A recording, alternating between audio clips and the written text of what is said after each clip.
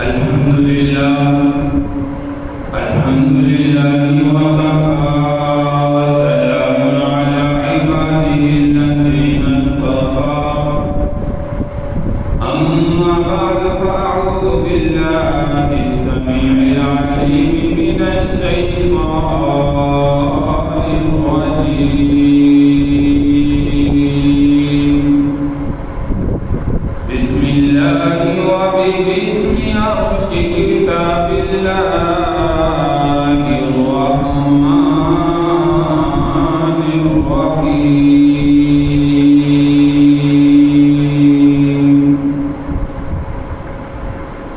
إن عدة الشهور عند الله 12 شهرا في كتاب الله يوم خلق السماوات والأرض منها 4 حرم صدق الله مولانا العظيم رب اشرح لي صدري ويسر لي أمري واحلل عقدة من لساني يفقهوا قولي رب زدني علما رب زدني علما رب زدني علما سبحانك لا علم لنا إلا ما علمتنا إنك أنت العليم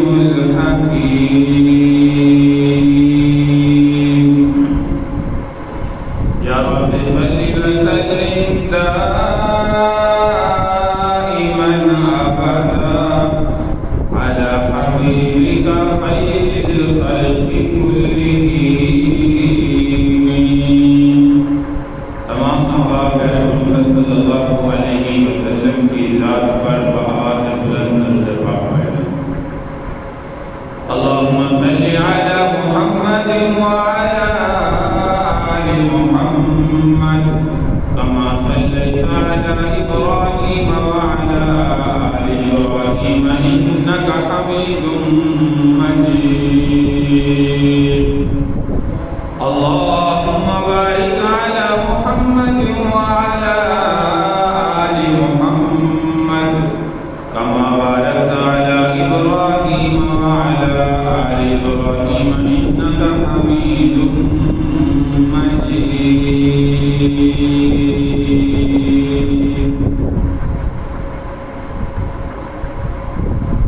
قابل صدر احترام سامعین کرام بزرگوں دوستوں پردہ نشین ماں بہنوں اسلامی سال نیا شروع ہو چکا ہے ہمارا نیا سال اسلامی جو محرم الحرام سے شروع ہوتا ہے اور محرم الحرام ایک ایسا مہینہ ہے کہ اس مہینہ کی ابتدا ہی خلیفہ دوم سیدنا عمر بن خطاب رضی اللہ تعالی عنہ کی شہادت سے شروع ہوتی ہے یکم محرم الحرام خلیفہ دوم مراد رسول سسر رسول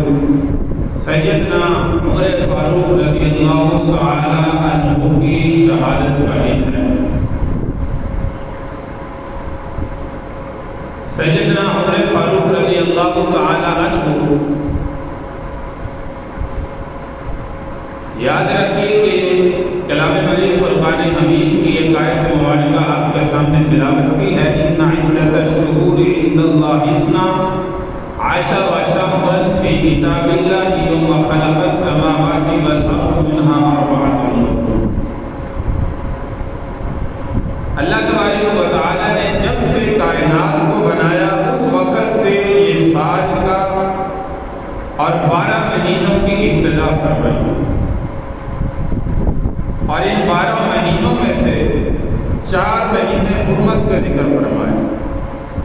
اور یاد رکھیے یہ جو حرمت کے 4 مہینے ہیں ان کا احترام جاہلیت کے زمانہ میں غیر مسلم کافر بھی کرتے تھے، جن میں سے ایک محرم الحرام کا مہینہ بھی ہے، رجب، ذوالقعدہ اور ذی الحجہ، باقی 3 مہینے یہ 4 مہینے اربعۃ حرم، اس آیت مبارکہ میں جو ذکر ہو رہا ہے یہ 4 حرمت والے مہینے ہیں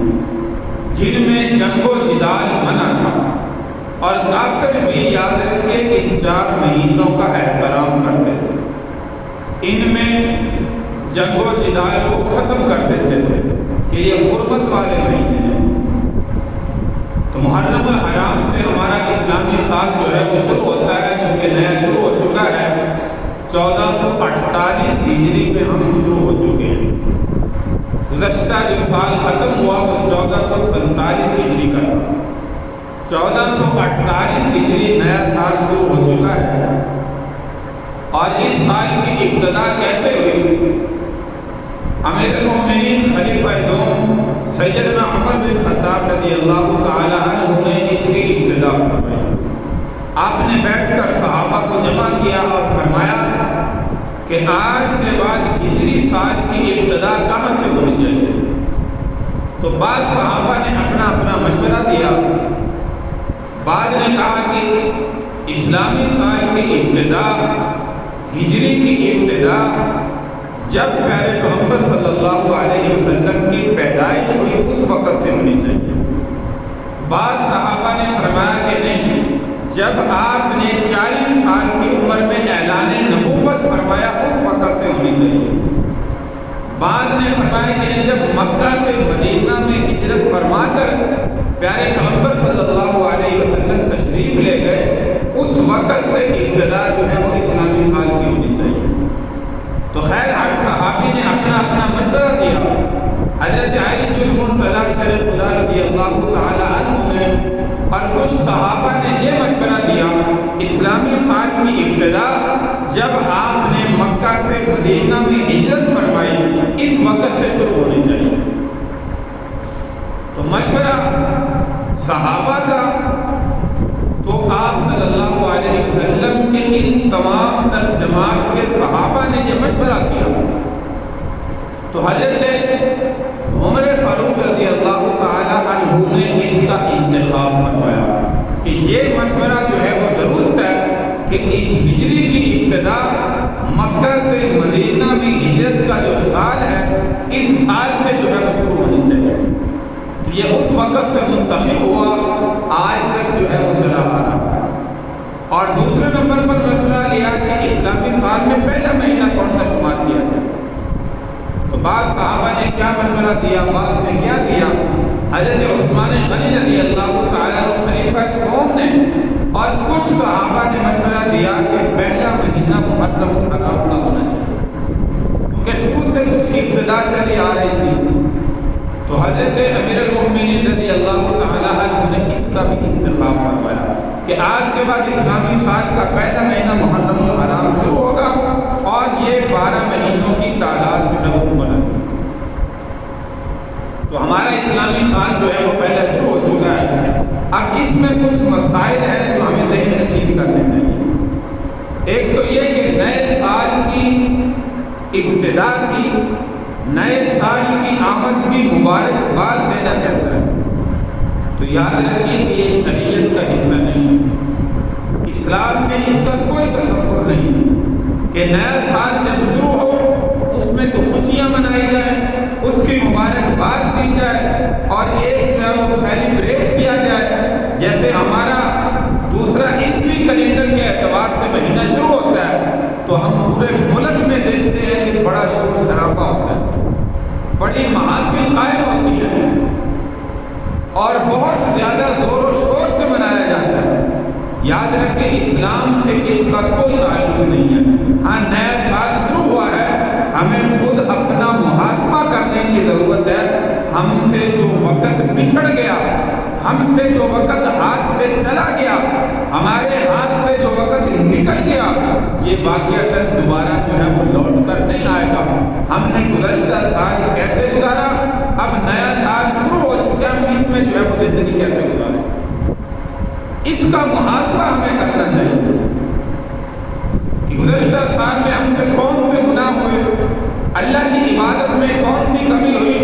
فرائض میں کمی ہوئی، واجبات میں کمی ہوئی، نوافل میں کمی ہوئی، نیکیوں میں کمی ہوئی، حقوق العباد میں کمی ہوئی، پڑوسیوں کے ساتھ تعلقات میں کمی ہوئی، یہ ان چیزوں کا خیال کرتے ہوئے ہمیں نیا سال جو ہے وہ شروع کرنا چاہیے اور اپنے اللہ سے معافی مانگنی چاہیے کہ یا اللہ گزشتہ سال جو ختم ہو چکا ہے، ہم سے جو کمی کوتاہی ہوئی ہم اس کی تجھ سے معافی مانگتے ہیں، آئندہ سال جو شروع ہوا ہے یا اللہ اس سال میں ہمیں زیادہ سے زیادہ اپنی ذات کو راضی کرنے کے اعمال کرنے کی توفیق عطا۔ دوسری بات، محرم الحرام کا مہینہ نواسہ رسول سیدنا حسین بن علی رضی اللہ تعالی عنہ کی شہادت سے عظمت والا ہوا یا اس سے پہلے عظمت والا تھا؟ تو یاد رکھیے کہ حضور علیہ السلام کے زمانہ میں بھی یوم عاشورہ 10 محرم الحرام پہلے سے عظمت والا مہینہ، عظمت والا دن تھا۔ انبیاء کے دور میں بھی محرم الحرام کا مہینہ اور یوم عاشورہ یہ عظمت والا دن تھا۔ پیارے پیغمبر صلی اللہ علیہ وسلم کے دور میں جو ہے یا نواسہ رسول کی شہادت پر یہ عظمت والا نہیں ہوا، بلکہ نواسہ رسول کا بھی یہ اعداد حاصل ہے کہ وہ اس مہینے کی 10 تاریخ کو آپ جامع شہادت دنیا سے روش کرتے ہیں۔ مثال کے طور پر پیارے پیغمبر صلی اللہ علیہ وسلم نے جب مکہ سے مدینہ میں ہجرت فرمائی، جب سے یہ ہجری سال شروع ہوتا ہے، حضور علیہ السلام پہلے مسلمانوں پر یاد رکھیے یوم عاشورہ 10 محرم کا روزہ فرض تھا۔ جیسے شہر رمضان الذی انزل فیہ القرآن یا ایھا الذین آمنوا کتب علیکم الصیام کما کتب علی الذین من قبلکم لعلکم تتقون، اے ایمان والو تم پر رمضان کے روزے فرض کیے گئے اور تم سے پہلی جو امتیں گزری ان پر بھی فرض تھے تاکہ تمہارے اندر تقویٰ آ سکے، تم اللہ سے ڈرنے والے بن سکو، تقویٰ اختیار کرنے والے بن سکو۔ یاد رکھو جب رمضان کا مہینے کی فرضیت نازل ہوئی اس سے پہلے یوم عاشورہ 10 محرم کا روزہ ہم پر فرض تھا۔ اور کیوں تھا؟ کیونکہ یہ دن انبیاء کے دور سے فضیلت والا تھا۔ تو جب رمضان کی فرضیت نازل ہوتی ہے، حضور علیہ السلام نے پھر یوم عاشورہ 10 محرم کا روزہ نفلی قرار دیا۔ اسی لیے رمضان المبارک کے روزوں کے بعد جو سب سے زیادہ اجر و ثواب کا روزہ ہے وہ یوم عاشورہ 10 محرم کا ہے، اور اس کا اجر و ثواب اللہ تبارک و تعالیٰ 1 سال کے گناہوں کو معافی کا اعلان فرماتے ہیں۔ لیکن جب مکہ سے مدینہ میں ہجرت فرمائی تو مدینہ میں جا کر دیکھا کہ یہودی لوگ بھی 10 محرم کا روزہ رکھتے ہیں۔ حضور علیہ السلام نے صحابہ سے پوچھا، فرمایا یہ روزہ کیوں رکھتے ہیں؟ تو صحابہ نے جب ساری معلومات دی تو پتہ چلا کہ وہ کہتے ہیں کہ اس دن ہمیں بنی اسرائیل کو، یہودیوں کو یوم عاشورہ کے دن فرعون سے نجات ملی تھی، اس کے شکرانے کے اندر ہم یوم عاشورہ 10 محرم کا روزہ رکھتے ہیں۔ حضرت موسیٰ علیہ السلام جب دریا کو عبور کر کے آگے پہنچے اور فرعون جب درمیان میں آیا، اللہ نے پانی کو دوبارہ چلنے کا حکم فرما دیا اور فرعون اس کا لشکر سارے کا سارا جو ہے وہ دریا کے اندر غرق ہو گیا۔ یہ دن یاد رکھیے یوم عاشورہ 10 محرم کا دن۔ تو یہودی لوگ اس کی وجہ سے شکرانے کے اندر یوم عاشورہ 10 محرم کا روزہ رکھتے تھے۔ حضور علیہ السلام نے فرمایا مسلمانوں کو، صحابہ کو فرمایا آج کے بعد یوم عاشورہ، میں نے کہا کہ پہلے روزہ فرض تھا اور پھر نفل، تو حضور علیہ السلام نے فرمایا آئندہ جو ہے یوم عاشورہ 10 محرم کے ساتھ ہم ایک روزہ اور ملائیں، وہ 9 کا 10 کے ساتھ ملائیں یا 11 کا 10 کے ساتھ ملائیں۔ صحابہ نے پوچھا یا رسول اللہ وہ کیوں، کس لیے؟ تو حضور علیہ السلام نے فرمایا تاکہ یہود کے ساتھ موافقت نہ ہو، ان کی مخالفت کرو۔ خالف المشرکین والیہود من تشبہ بقوم فہو منہم، جو فرمایا کسی کی مشابہت اختیار کرتا ہے آخرت میں انہیں کی صف میں کھڑا کرتے ہیں۔ تو آئندہ فرمایا کہ اگر میں زندہ رہا، یہ 10 ہجری کا واقعہ، 10 ہجری کو حضور علیہ السلام نے یہ حکم ارشاد کیا، آئندہ اللہ کو پیارے ہو گئے، دنیا چھوڑ کر چلے گئے، تو صحابہ نے اس کی موافقت میں حضور علیہ السلام کے فرمان کی بدولت آئندہ جو ہے وہ 10 کے ساتھ ایک روزہ اور ملایا۔ آج تک ہمیں بھی حکم ہے کہ محرم کے 2 روزے رکھیں، 10 کا اور ساتھ 9 کا ملائیں یا 11 کا ملائیں۔ ہوگا کیا؟ اللہ تبارک و تعالیٰ 1 سال کے گناہوں کو انسان کے جو ہے وہ مغفرت کا اعلان، 1 سال کے گناہوں کی مغفرت کا اعلان فرما دیں گے۔ اس لیے میں نے کہا رمضان کے بعد جو سب سے افضل روزہ وہ یوم عاشورہ 10 محرم کا۔ اب جو ہے وہ مثال کے طور پر سمجھیے، یوم عاشورہ 10 محرم الحرام پہلے سے فضیلت والا ہے، یہ آپ کے سامنے جو ہے وہ ذکر کیا، اور اس کے بعد نواسہ رسول سیدنا حسین ابن علی رضی اللہ تعالی عنہ کی شہادت بھی اسی دن کے اندر ہوئی، اور یہ مہینہ جو ہے وہ عظمت والا ہے۔ اب یاد رکھیں کہ یوم عاشورہ 10 محرم الحرام کو جو کام، جو افعال و اعمال، جو بدعات، رسومات، خرافات ہم دیکھتے ہیں، یہ تمام کے تمام جو ہے وہ شریعت کے خلاف ہے، ناجائز ہے، اسلام سے ان کا جو ہے وہ کوئی تعلق نہیں۔ مثال کے طور پر آپ بازاروں میں دیکھتے ہوں گے 10 محرم الحرام کو کہ شیعہ حضرات جو ہے وہ اپنے آپ کو پیٹتے ہیں۔ اس بات کو یاد رکھیں کہ ہم اہل سنت والجماعت ہیں۔ اہل سنت کا مسلک یہ دین کا حصہ نہیں، یہ ان کے مسلک میں عبادت ہے، ثواب ہے، جو بھی چیز ہے، ہمیں چاہیے کہ ہم ایسے کاموں سے اپنے آپ کو دور رکھیں۔ جیسے کہا جاتا ہے کہ کسی کا مسلک چھیڑو نہیں، اپنا مسلک چھوڑو نہیں۔ ہمارا جو مسلک ہے وہ یہ ہے کہ یہ شریعت کے خلاف عمل ہے، اسلام سے اس کا کوئی تعلق نہیں۔ اگر کوئی تعلق ہوتا، بعد اس میں مہینے میں جیسے شروع ہوتا ہے، بعد مقتدی، بعد نمازی حضرات مسائل بھی پوچھتے نظر آتے ہیں، جی ہمیں سبیل لگانے کا حکم بتائیں، سبیل لگانی چاہیے نہیں لگانی چاہیے، کالے کپڑے پہننے چاہیے نہیں پہننے چاہیے، اور بہت سے رسومات کا ذکر کیا جاتا ہے۔ تو یاد رکھو، میں نے کہا کہ یہ ہمارے مسلک کا حصہ نہیں ہے، اہل سنت والجماعت کا یہ عقیدہ نہیں ہے، اور نہ ہمارے مسلک کے اندر ہے، نہ ہمارے مذہب کے اندر ہے۔ اسلام سے ان چیزوں کا کوئی تعلق نہیں۔ ہاں اگر تو سبیل کا حکم ہے، آپ نے سبیل لگانی ہے، کسی کو پانی پلانا ہے، تو پورا سال ہمارے پاس وقت ہے، اس دن کے خاص جو ہے وہ کیوں کیا ہے؟ وہی بات جو روزے کے اندر ایک عبادت کے اندر، روزہ عبادت ہے، اللہ کی رضا کے لیے رکھا جاتا ہے، حضور علیہ السلام منع کر رہے ہیں کہ یوم عاشورہ جب بھی زندگی میں آئے فرمایا اس کے ساتھ ایک روزہ اور ملانا ہے۔ کیوں؟ من تشبہ بقوم فہو منہم، تاکہ اس قوم کی، یہود کی مشابہت نہ ہو، ان کی مخالفت کرو ہمیشہ۔ تو حضور علیہ السلام روزہ رکھنے سے منع کر رہے ہیں، اب باقی نیکی، پانی پلانا، دوسرے کام کرنا، یہ کیسے موافق ہو سکتا؟ تو اس لیے اس دن کے اندر جتنا ہو سکے ہمیں بچنے کی کوشش کرنی چاہیے۔ پورا سال اس عبادت کے لیے، نیکی کے کاموں کے لیے ہمارے پاس موجود ہے۔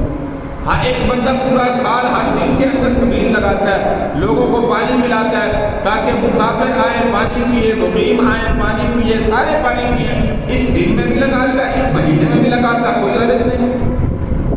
کیونکہ اس نے یہ نیکی تمام دنوں کے لیے عام کی ہوئی ہے۔ لیکن ایک دن کے لیے خاص کر دینا کہ اس دن کو فلاں مذہب کے لوگ کام کر رہے ہیں ہم بھی کریں، یاد رکھو کہ یہ اسلام سے اس کو محبت نہیں ہے، یہ اسلام کے طریقے کو مسلمان اچھا نہیں سمجھتا، اس لیے یہ کام کر رہا ہے۔ اس لیے میرے بھائی مخالفت کا حکم دیا گیا ہے، کیونکہ کسی قوم کی مشابہت اختیار کریں گے، آخرت میں یہ بندہ انہیں کی صف میں کھڑا کر دیا جائے۔ اس سے معلوم ہوا کہ اس مسلمان کو اللہ کے نبی کے طریقے سے محبت نہیں ہے، صحابہ کے طریقوں سے محبت نہیں ہے۔ مثال کے طور پر دیکھیے، نواسہ رسول 10 محرم الحرام یوم عاشورہ، یہ پہلے سے فضیلت والا دن تھا، حضور علیہ السلام کو بھی علم تھا، اللہ کے نبی نے اس دن میں کوئی عمل خاص کیوں نہیں مقرر کیا؟ نواسہ رسول دنیا سے چلے گئے، کہا جائے کہ ان کے لیے کیا جاتا ہے، اس کے بعد آل رسول کے افراد زندہ تھے، میدان کربلا سے بچے تھے، بچ گئے تھے، انہوں نے زندگی دنیا کے اندر گزاری، امام زین العابدین رحمۃ اللہ علیہ اور اہل رسول کے بہت سے افراد تھے، انہوں نے یہ عمل اپنی زندگی میں کیوں نہیں کیا؟ وہ کہہ دیتے کہ نواسہ رسول ہمارے جو ہے وہ بڑے دنیا سے اس دن میں گئے ہیں، ہم اس کی وجہ سے یہ عمل کرتے ہیں۔ کوئی ثبوت دین اسلام کے اندر نہیں ملتا، تو جب نہیں ملتا تو میرے بھائی ہمارے بڑوں کا بھی طریقہ نہیں ہے، جو دین کو پھیلانے والے ہیں ان کا بھی طریقہ نہیں ہے، تو ہم اس کام کے اندر جو ہے وہ کیوں پڑیں؟ تو اس لیے میرے بھائی کسی قوم کی مشابہت اختیار کرنا یہ مسلمانوں کا حصہ نہیں۔ میں نے کہا کسی کا مطلب چھیڑو نہیں، اپنا چھوڑو نہیں، ہاں سمجھانا آپ کا کام ہے، مسلمانوں کو سمجھائیں، وہ ان کا مذہب ان کو کرنے دیں، اس لیے آپ اپنے مسلک پر قائم رہیں اور پورا سال اس عبادت کے لیے جو ہے وہ موجود ہے۔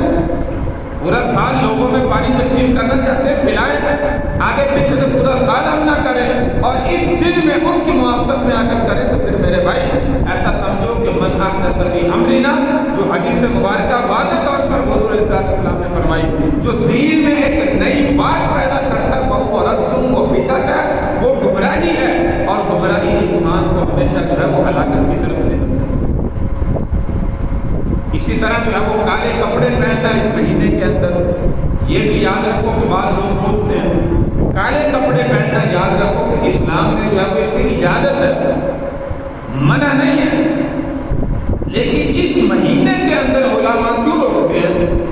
وہی بات جو میں نے پہلے کی، من تشبہ بقوم فہو منہم،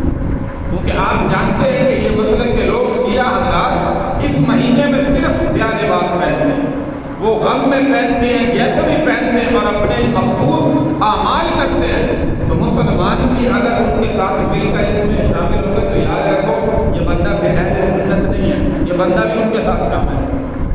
تو اس لیے اس مہینے میں کم از کم کالے کپڑے پہننے سے مردوں کو، عورتوں کو بچنا چاہیے۔ پورا سال میں اجازت ہے جب مرضی پہنے، لیکن اس وقت جو ہے وہ یاد رکھیے کہ ہمیں منع کیوں کیا گیا؟ اسی وجہ سے اس حدیث مبارکہ کی روشنی کے اندر کہ من تشبہ بقوم فہو منہم، جو کسی قوم کی مشابہت اختیار کرتا ہے آخرت میں انہیں کی صف میں کھڑا کر دیا جائے۔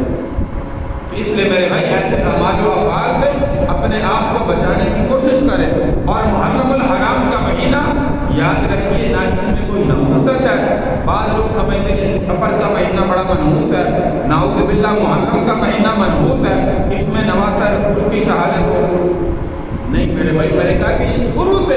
اسلام سے پہلے بھی، جب سے آدم علیہ السلام کو وجود بخشا گیا، یہ پہلے سے انبیاء کے دور میں عظمت والا مہینہ چل رہا ہے، اور کسی دن میں، کسی وقت میں، کسی مہینے میں، کسی سال میں کوئی نحوست نہیں ہوتی۔ نحوست ہوتی ہے انسان کے اعمال سے، کہ انسان جو غلط کام کرتا ہے اور پھر ڈال دیتا ہے مہینوں پر، ڈال دیتا ہے ہفتوں پر، ڈال دیتا ہے دنوں پر۔ یاد رکھیے ان عدت الشہور عند اللہ 12 شہرا فی کتاب اللہ یوم خلق السماوات والارض منها 4 حرم، یہ 12 مہینے جو اللہ نے تخلیق فرمائے ہیں، یہ یاد رکھیے کہ اس میں کسی قسم کی کوئی نحوست نہیں، یہ اللہ کے پیدا کرتے ہیں۔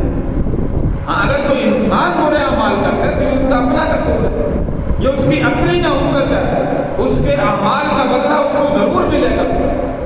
تو اس لیے میرے بھائی یوم عاشورہ 10 محرم الحرام، خلیفہ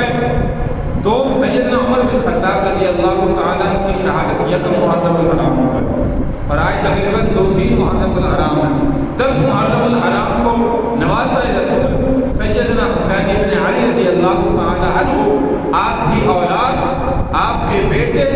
اسی طرح جو ہے وہ صحابہ کرام رضی اللہ عنہم اجمعین کی شہادت کا دن ہے، اور اس دن میں یاد رکھیے کہ بعض لوگ کہیں کہ ہم پیٹتے ہیں، اپنے آپ پر چھریاں چلاتے ہیں، یہ غم کے اندر کرتے ہیں، تو یاد رکھو حدیث مبارکہ ہمارے پیارے پیغمبر صلی اللہ علیہ وسلم کی موجود ہے، جو کسی کی شہادت پر یا کسی کی وفات پر اپنا گریبان پھاڑتا ہے، آہو زاری کرتا ہے، فرمایا کہ یہ فہو رد، یہ بندہ بھی مردود ہے، اور فرمایا کہ اس کا ہماری امت سے کوئی تعلق نہیں،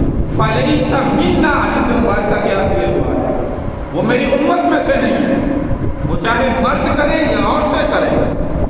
تو حضور علیہ السلام نے جب صاف واضح طور پر فرما دیا ہمارا اسلام کے اندر اس کا گریبان پھاڑنے کا، اپنے آپ کو مارنے کا، غم منانے کا، جب کوئی بندہ ہمارا عزیز و اقارب فوت ہو جائے یا شہید ہو جائے اس پر غم منانا، اللہ کے نبی فرما رہے ایسا بندہ میری امت میں داخل نہیں، اور ہم اس کو جو ہے وہ دین کا حصہ سمجھ بیٹھے۔ میرے بھائی یہ قرآن و سنت ہمارے لیے راہ ہدایت ہے۔ مسلمان بندہ قرآن و سنت کی سنے نا اور اپنی عقل کے گھوڑے دوڑا کر جو ہے وہ دین سیکھنا شروع کر دے تو میرے بھائی اس بندے کو عقل مند کبھی نہیں کہا جائے گا، بے وقوف کہا جائے گا۔ اس لیے ایسے موقع پر ہمیں قرآن و حدیث سے جو ہے وہ مسائل پوچھنے چاہیے، قرآن و حدیث اس معاملے میں کیا کہتا ہے، جو صاف واضح طور پر موجود ہے۔ حضور علیہ السلام عام بندہ گھر میں فوت ہو اس کے لیے فرما رہے نہ اس پر گریہ زاری کی جائے، نہ آہوزاری کی جائے، نہ اپنے گریبان کو چاک کیا جائے، بلکہ تسلی رکھی جائے، صبر کیا جائے۔ اللہ صبر کرنے والوں کے ساتھ ہے۔ تو پھر ایسا بڑا عمل جو اسلام کے خلاف ہو، اپنے آپ پر چھریاں چلانا، اپنے آپ کو مارنا، یہ کیسے جو ہے وہ جائز ہو سکتا ہے؟ اور اگر نعوذ باللہ یہ اسلام کا حصہ سمجھا جائے تو میں نے کہا کہ نواسہ رسول کی شہادت کے بعد گھر کے اہل بیت کے افراد موجود ہیں، انہوں نے اپنی زندگی میں یہ عمل کیوں نہیں کیا یا کرنے کا حکم کیوں نہیں فرمایا؟ جب نہ کیا نہ کرنے کا حکم فرمایا، ہمیں اس بات کا علم ملا کہ یہ دین کا حصہ نہیں ہے، یہ دین سے دوری کا نتیجہ ہے، یہ جاہلیت کا عمل ہے۔ اس لیے میرے بھائی جتنا ہو سکے ایسے افعال و اعمال سے اپنے آپ کو بچانے کی کوشش کریں اور ان کی تشبیہ سے اپنے آپ کو بچانے کی کوشش کریں۔ اور جو سنت عمل ہے وہ حضور علیہ السلام کے دور میں آپ نے واضح طور پر پیغام دیا، خود بھی 10 محرم کا روزہ رکھا، صحابہ کو بھی رکھنے کا حکم فرمایا۔ جو عمل ثابت ہے وہ عمل آپ کریں، کوئی نہیں روکتا، بلکہ اجر و ثواب ہے۔ 10 محرم کے ساتھ ایک روزہ اور رکھیں، وہ 9-10 کا رکھیں یا 10-11 کا رکھیں، یہ سنت عمل ہے، پیارے پیغمبر صلی اللہ علیہ وسلم سے ثابت ہے۔ پہلے یہ روزہ ہم پر فرض تھا، رمضان کی فرضیت کے بعد یہ نفل کی حیثیت ہے، اور سب سے زیادہ رمضان کے روزوں کے بعد جو اجر و ثواب ہے وہ یوم عاشورہ 10 محرم الحرام کے روزے ہیں۔ تو اس لیے میرے بھائی جو عمل ہمیں پیارے پیغمبر صلی اللہ علیہ وسلم سے مل رہا ہے، صحابہ کرام سے ثبوت مل رہا ہے، ہمیں وہ عمل کرنا چاہیے۔ جس کا کوئی ثبوت نہیں ہے، دین میں ایک نئی بات اپنی طرف سے نئی بدعت جو ہے وہ پیدا نہ کریں۔ ان تمام تر بدعات سے، خرافات سے، رسومات سے اپنے آپ کو بچانے کی کوشش کریں، کیونکہ ہم مسلمان ہیں اور اپنے پیارے پیغمبر صلی اللہ علیہ وسلم پر ایمان لائے ہیں۔ اللہ کا کلمہ لا الہ الا اللہ محمد رسول اللہ، اللہ کے علاوہ اور کوئی معبود نہیں، محمد صلی اللہ علیہ وسلم اللہ کے رسول ہے، ہمارے لیے راہ ہدایت ہے، راہ نجات ہے۔ کوئی بھی عمل آپ نے جو ہے وہ دیکھنا ہے، پہلے اللہ کے نبی کا طریقہ دیکھنا ہے، صحابہ کا طریقہ دیکھنا ہے۔ جو صحابہ کا اللہ کے محبوب کا طریقہ ہے وہی میرے بھائی ہمارے لیے راہ ہدایت ہے، جو نہ اللہ کے نبی سے ملتا ہے، نہ صحابہ سے ملتا ہے، نہ تابعین سے ملتا ہے، نہ تبع تابعین سے ملتا ہے۔ ہم آج وہ نیا کام دین میں شروع کریں، یاد رکھو کہ وہ بدعت کہلاتا ہے، اور بدعت ہمیشہ جو ہے وہ مردود ہوتی ہے۔ اس لیے میرے بھائی اللہ تبارک و تعالیٰ سے دعا ہے اللہ تعالیٰ ہمیں صحابہ کے نقش قدم پر چلنے کی توفیق عطا فرمائے۔ جن کاموں کو کرنے کا صحابہ نے مشورہ دیا ہے، جو کام زندگی میں صحابہ نے کیے ہیں، ہمیں مسلمانوں کو بھی چاہیے کہ وہ کام اپنی زندگی میں اپنائیں، اور جو کام نہیں کیے ان سے اپنے آپ کو بچانے کی کوشش کریں۔ اسی میں ہدایت ہے، اسی میں نجات ہے۔ اللہ تبارک و تعالی ہمیں عمل کی توفیق عطا فرمائے۔ تمام تر صحابہ کرام نواسہ رسول بالخصوص 10 محرم الحرام جو یوم شہادت ہے، نواسہ رسول کی زندگی میں دیکھیے کون سے افعال و اعمال ہیں، کس راستے پر زندگی گزاری، تو ہمیں بھی اس سچ کے راستے پر زندگی گزاریں گے تو میرے بھائی آج ہم ان کے ماننے والے ہیں۔ اور اگر ساری زندگی جھوٹ بولتے رہے، جھوٹ بول کر اپنا کاروبار چلاتے رہے، اور ہم کہیں ہمیں نواسہ رسول سے بڑی محبت ہے، اللہ کے رسول سے بڑی محبت ہے، تو میرے بھائی زبانی دعوے ہیں، حقیقت میں ہم جو ہے وہ اس سے آشنا ہیں، حقیقت میں ہمارا ان کی محبت سے کوئی تعلق نہیں ہے۔